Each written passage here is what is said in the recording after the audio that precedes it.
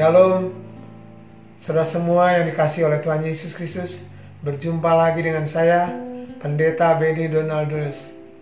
Hari ini kita akan belajar satu tema, Paskah mengubah status kita. Paskah mengubah status kita. Minggu yang lalu kita baru merayakan Paskah. Kita tahu berita Paskah adalah berita tentang kematian Yesus di kayu salib untuk memikul semua dosa kita, dosa seluruh manusia. Lalu dia mati di kayu salib, dikuburkan, dan bangkit pada hari yang ketiga. Dan oleh kebangkitannya, Yesus mengalahkan maut. Yesus juga membebaskan kita semuanya, supaya semua kita yang percaya pada Yesus tidak binasa, tetapi beroleh hidup yang kekal. Amin. Nah, kita belajar apa sih status kita yang diubah lewat peristiwa Paskah. Kita baca dulu ayatnya dalam firman Tuhan. Di dalam 2 Korintus 5 ayat 17. Dalam 2 Korintus 5 ayat 17 berkata demikian. Jadi siapa yang ada di dalam Kristus, ia adalah ciptaan baru. Yang lama sudah berlalu, sesungguhnya yang baru sudah datang. Jadi lewat Paskah, bagi saudara dan saya yang percaya dan menerima Tuhan Yesus, kita disebut ciptaan baru. Nah, kalau ciptaan baru itu punya status. Kalau manusia lama kita tadi sudah sebutkan kan, sebagai manusia lama kita orang terkutuk, orang berdosa, orang yang harus binasa. Status kita sebut anak-anak kegelapan, bahkan disebut kadang-kadang jadi hamba kedagingan. Tetapi lewat Paskah Tuhan mengubah status hidup kita. Nah, kita belajar, amin. Dikatakan tadi, yang lama sudah berlalu, yang baru itu datang. Ada status baru yang kita terima dari Tuhan Yesus lewat peristiwa Paskah. Yang pertama, status kita yang pertama, kita disebut anak-anak Allah. Anak-anak Allah, status kita ya. Dalam Yohanes 1 ayat 12 dikatakan, setiap orang yang percaya pada Yesus dan menerima Yesus sebagai juru selamatnya, maka Tuhan memberi kuasa pada dia menjadi anak-anak Allah. Jadi ingat, di dalam Yesus oleh Paskah itu kita dijadikan anak-anak Allah. Itu yang pertama.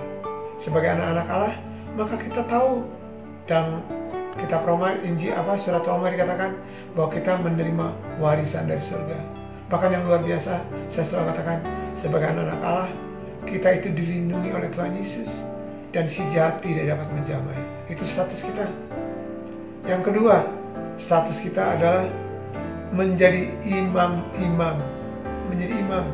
Saya tahu imam itu bicara tentang yang melayani Tuhan untuk mempersembahkan korban, yang menyembah Tuhan, itu imam-imam. Yang mengadakan ibadah, itu adalah statusnya imam. Tubuh kita disebut bait Allah, bait Roh Kudus, bait Allah, dan kita menjadi imam-imam. Di dalam 1 Petrus 2 ayat 9 dikatakan, kamulah bangsa yang terpilih, imamat rajani, bangsa yang kudus, umat kepunyaan Allah, yang telah dipindahkan dari kegelapan ke dalam terangnya yang ajaib.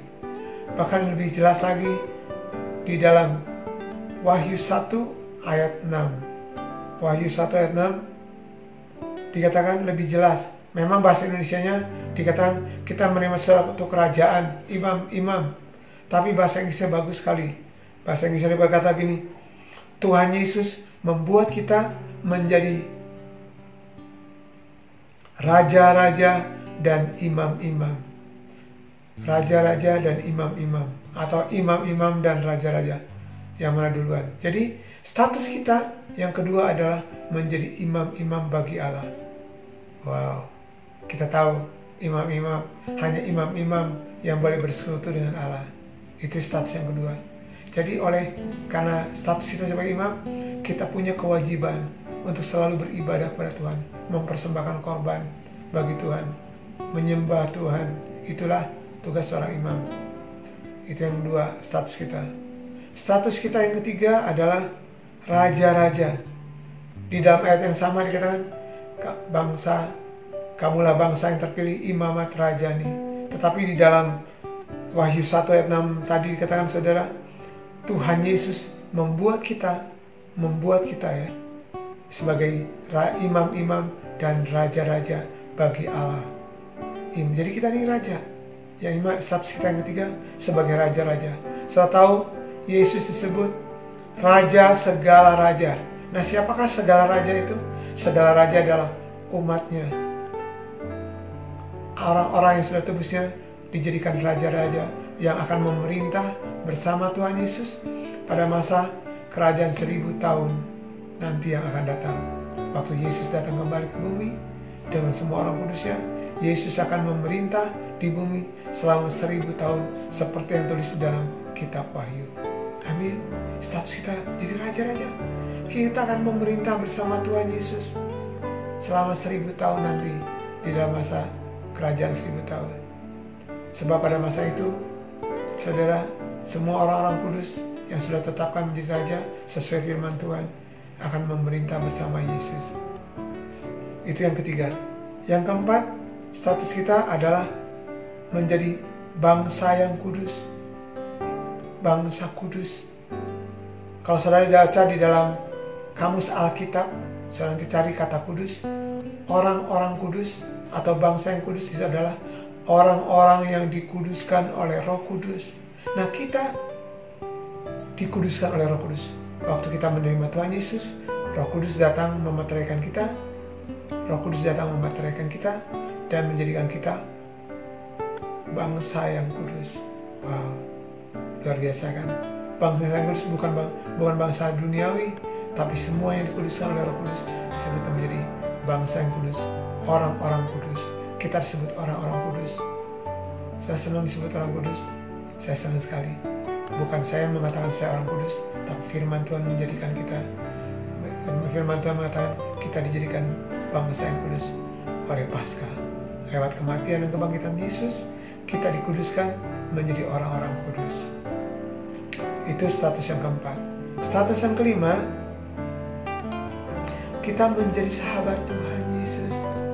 Sahabat, itulah status kita. Di dalam Yohanes 15 ayat 15 berkata, Tuhan katakan, aku tidak memanggil engkau, menyebut kamu hamba, tapi aku menyebut engkau sahabat. Saudara tahu sahabat punya ikatan, punya community, punya persekutuan yang intim, di mana seorang sahabat bisa terbuka satu sama lain. Nah, Yesus menjadikan kita sahabat. Status kita yang kelima adalah menjadi sahabat Yesus. Saudara tahu, Tuhan pasti akan memberitahukan kepada kita masa-masa yang akan terjadi. Sebab kita adalah sahabat-sahabatnya. Dia tidak akan pernah menunda memberitahu. Masih ingat waktu Allah mengatakan Abraham adalah sahabat. Abraham disebut sahabat Allah. Waktu Allah mau menghancurkan Sodom dan Gomora, Tuhan berkata, masakan aku menyembunyikan? Tuhan tidak menyembunyikan tentang rencananya untuk menghancurkan Sodom dan Gomora, karena dia menganggap Abraham adalah sahabatnya. Demikian juga nanti tentang kedatangan Tuhan Yesus, dia sahabat kita, pasti akan memberitahukan saat dan waktunya kepada kita semuanya. Amin. Mari bersuka cita karena kita disebut sahabat Kristus. Yang keenam, status kita menjadi hamba Kristus, hamba Tuhan. Kita menjadi hambanya. Kalau saudara baca dalam Kolose 3 ayat 24, Yesus Kristus adalah Tuhan dan kita adalah hambanya. Yesus dalam Efesus 4 ayat 11 dikatakan, Efesus 4 ayat 11 tentang gereja, Tuhanlah yang telah menetapkan, dikatakan ada 5 jawatan.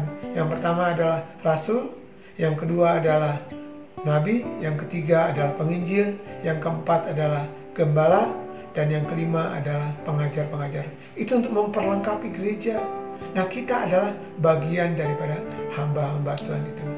Tinggal saudara perlu pastikan apa panggilan saudara, apa jawatan saudara di dalam panggilan Tuhan atas gereja kita semuanya.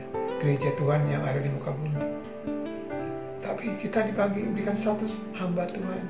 Semua saudara yang percaya pada Yesus dijadikan hamba-hamba Tuhan sesuai firman Tuhan. Kita menjadi murid Yesus dan kita menjadi hamba Kristus. Amin. Sebagai hamba, kita adalah orang-orang yang hidup dalam ketaatan. kepada kehendak Bapa, kepada perintah Tuhan Yesus. Dan yang ketujuh saudara, status kita adalah mempelai Kristus.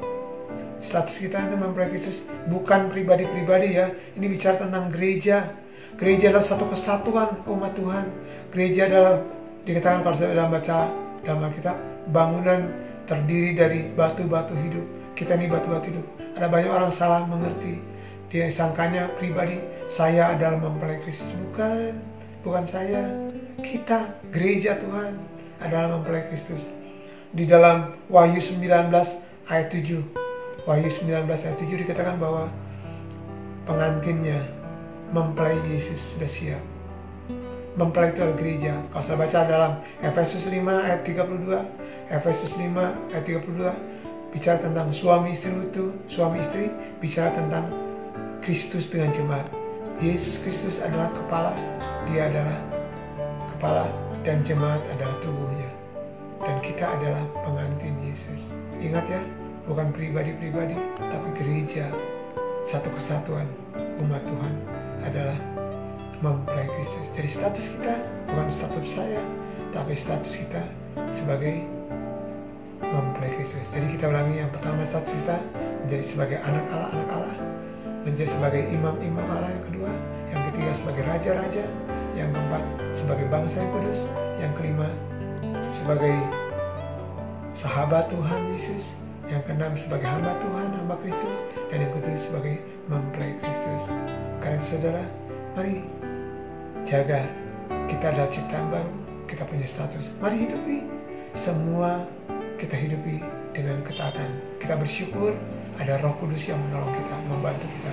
Roh Kuduslah yang akan membuat kita bertumbuh, menyiapkan kita menjadi mempelai Kristus. Amin. Biarlah renungan ini membuka saudara semakin mengerti betapa luar biasanya status kita di dalam Tuhan. Lewat Paskah, Tuhan mengubah status kita semuanya. Amin. Tuhan Yesus memberkati.